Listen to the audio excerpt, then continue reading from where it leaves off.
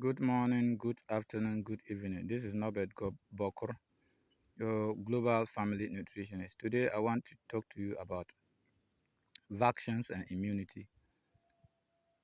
The Ghana Health Service have started giving measles vaccination to children below 5 years and who are not also up to 1 year.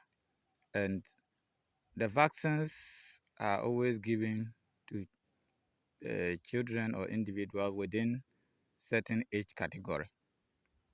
And vaccines come to add up our immunity in order to give us additional protection from other diseases or infections. And so, in order for us to be able to boost our immunity with these vaccines, we need to first have the immunity. Most people immunity is very low. And once the immunity is very low, if we have these vaccines coming into our system, it creates other reactions in the individual. And so, most of the times, when they are to go out for mass immunization, the nurses will be telling the parents or the caregivers to get ready for the vaccines, get ready for the vaccines.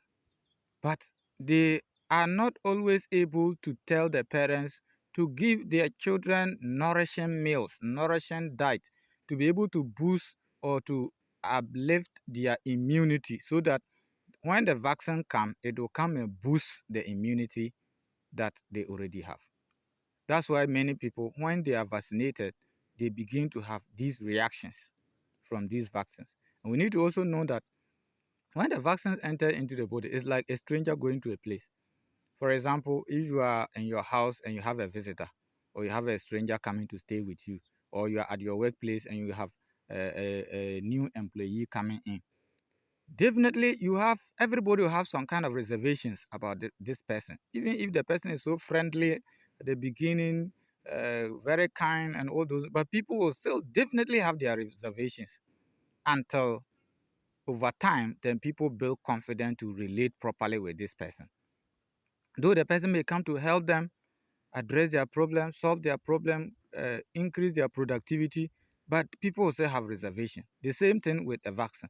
When the vaccine enter into the system, their immunity already have reservations about these vaccines coming in. So they will begin to have some kind of resistance, some kind of interaction, interference, and other things until it gets to a time that the body immunity get adopted to this vaccine, which is also in to boost the immune system or to boost the immunity of the individual. So it is. So people with weak immunity or low immunity are mostly people who react to vaccines when the vaccines are given them. So I think the best is if we are to give vaccine, we should first encourage and teach the caregivers to give the children or the individual within the age category that the vaccine is for good nutrition, proper nourishment to boost or to increase their immune system or their immunity. And when that happens and the vaccine is given to them, is able to now strengthen them, boost their immunity, and uplift their immunity so that they have a strong immunity to fight against disease or to resist diseases that they may encounter. And so it will help us. The same thing, if we are able to do that, it will help us uh, uh, uh, build a strong society. That is why when COVID came, vaccines were given. Because people were having weak or low immunity, many people received the vaccines and they still die because the vaccine was supposed to boost the immunity. And if the immunity is not even there, what will it come and boost? You have to first have the immunity, strong immunity enough so that when the vaccine come in, the vaccine will come and boost this immunity so that to make you more stronger or to strengthen your body soldiers to be able to fight against the disease. But if you have weak immunity and you even receive the vaccine, you can still have the probability of suffering the condition or dying of the condition. That's why many people still die after receiving COVID vaccines and whatnot. So it is. And so we need to be able to boost our immunity to be able to be strong enough to resist diseases, and if we receive any vaccine, it will be able to support the process. The same thing applies when you have strong immunity. You are able to resist all kind of diseases.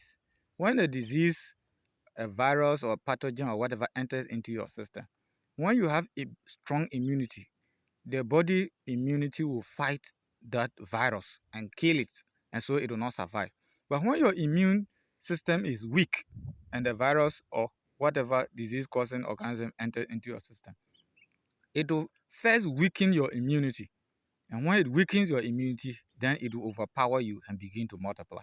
That is how it works. So when we have strong immunity, we can fight against any other disease, even HIV virus, hepatitis B. When it enters into your system and your immune system is strong, it will fight against it and it will not survive.